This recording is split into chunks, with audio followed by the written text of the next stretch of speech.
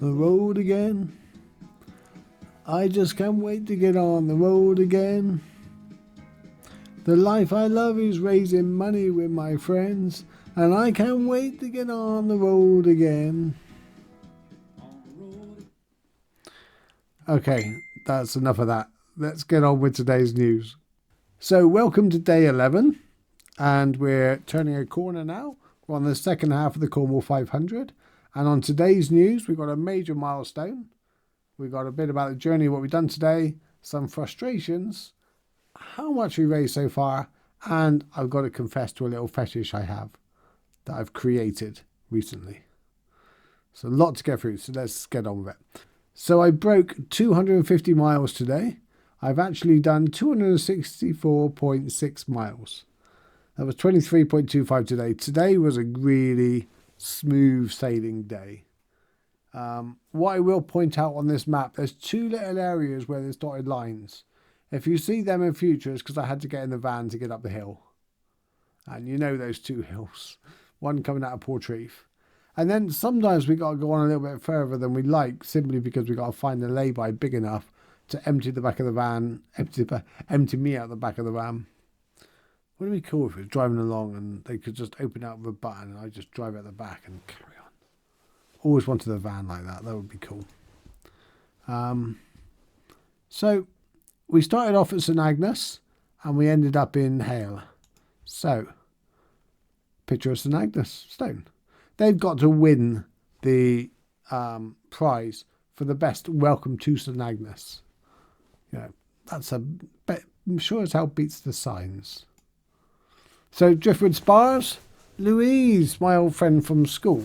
Louise Tressida owns that. I didn't know that. There's a rolling theme today. When I was growing up as a teenager and in my early 20s, all my friends used to go to Driftwood and they used to love it and they used to get drunk and all the stories were legendary. I never went there. So it's taken me like 35 years to get there. I've done it. In a completely different way to everybody else. Typical me. That's me all around. So you get the first plaque of the day, Driftwood Spars.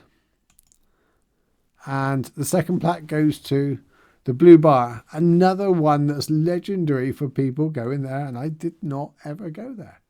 It's taken me till this age to get there in a different form. So Louise, another form of the day. Then we had Sue and Andy join me. Sam's mum, they drove past and Sue shouted out the window. I was like, hello, who's that? They know me. And I seen Sam up ahead. So then we enjoyed a lovely cup of tea and we looked down over Hell's Mouth. And there was dolphins down there at Godrevy. That's an impressive sight.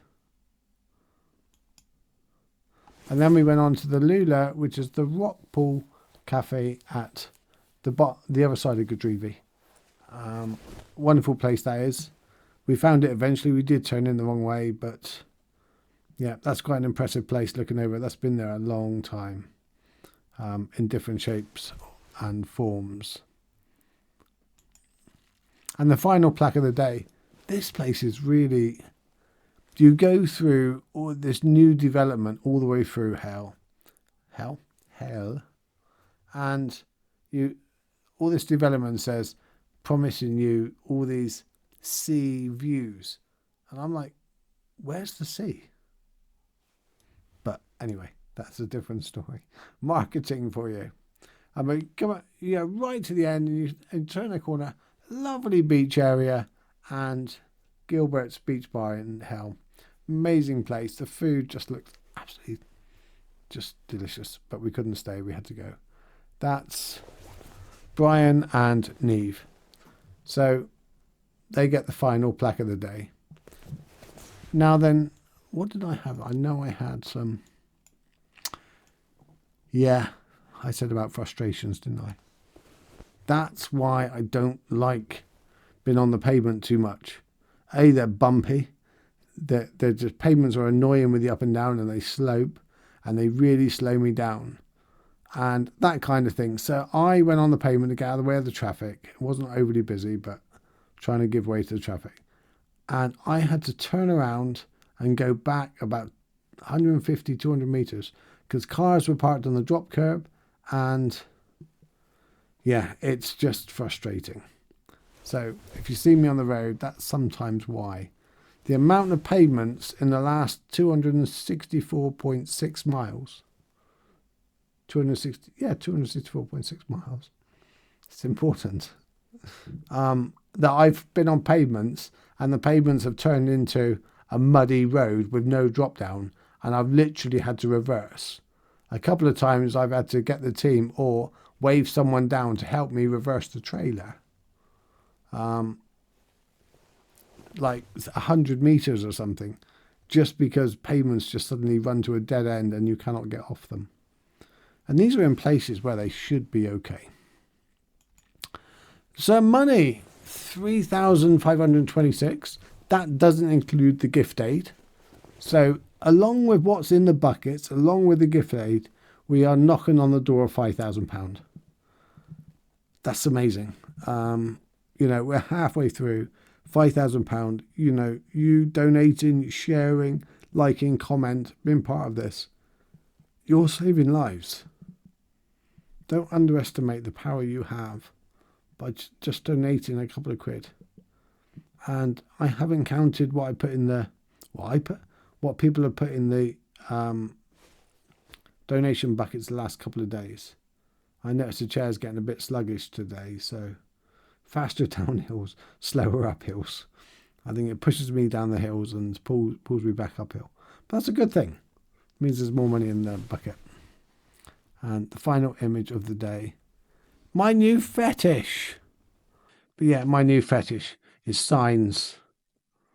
I just, for some reason, I'm getting really excited when I see a sign. I'm like, yes, I'm there. Because every mile is about 10, 12 minutes. And although it goes by quite quick, the concentration you need, I'm going to bring it back to me. I'm exhausted, and the concentration you need. So driving at that speed, you don't see the potholes till the last minute. And you have to swerve around them, but you can't swerve around them if a car is behind you or coming up behind you. So you're looking in the dash cam. I got a little screen. So you're looking in that, you're looking ahead, you're and you're literally driving within 3 inches of the hedge. There's no room for error, and it takes full concentration. And I can't answer the phone or touch the phone while I'm driving because my hand's shaking around, the phone's shaking. So yeah, it'd be I shouldn't do it anyway. So people phone me and things like that. And yeah, I'm just complaining now. So that's the news of today. I want to talk to you about tomorrow. And then I want to give you some reflection on today because I do. And it's my news bulletin, so I can.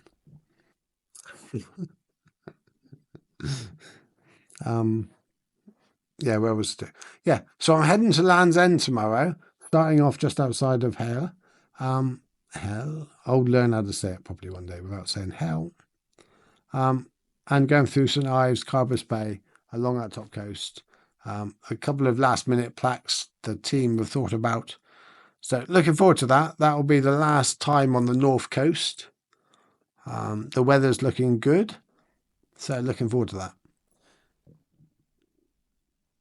So what I didn't expect from this journey, and it's whenever you go on like a pilgrimage or you go on a retreat or you start meditation, you sit down and you do it and the mind races and all the things you need to do, go on Facebook and, go and do dishes, buy a birthday present for 3 years' time.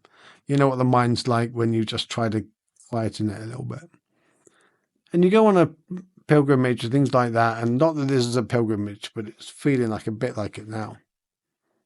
And that is the first few days it takes for the mind to just settle onto the road and what you're doing. And this morning, I got a text message off a friend, about a friend that's passed away. He passed away peacefully in sleep last night. I can say his name now because I've seen it on Facebook. David Croft.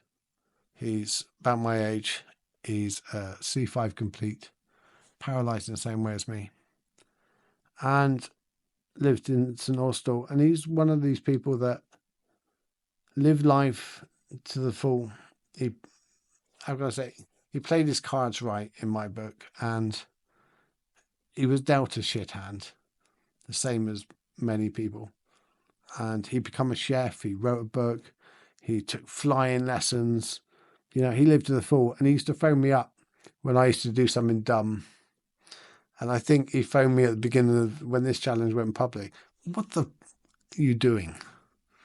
You know, that is literally what he would do. And he was brilliant. I spoke to him just last month. Yeah, it's a real kick in the stomach. And whenever that happens, you think about our own mortality. And I just think 33 years ago, I was saved. And so many things happened since then. I've had this life because of these things. You know, dad, granddad, the opportunity to continue and experience so much. And I've had the most amazing opportunity of helping others, because that gives me more joy than anything. So I'm going to leave it there before I tear up. But you're alive. I'm going to leave you with one last thought for today. Don't search for a big life purpose. Don't think you've got one purpose. Your purpose right now is, if you're cold, put on a jumper. If you're hungry, make a sandwich. If you're comfortable and you can pay your bills and you're warm and you're not hungry, just allow to relax or do something for somebody else. Make a phone call. Support someone. Read a book. Your purpose doesn't have to be big and huge. Just allow your purpose to be whatever you comfortably desire in that moment, and you'll find so much more peace. And my purpose right now is to shut up, upload this video, and go and read a book and go to bed. I love you guys. Thank you for your support. You mean the world to me. You really do. Take care. Bye.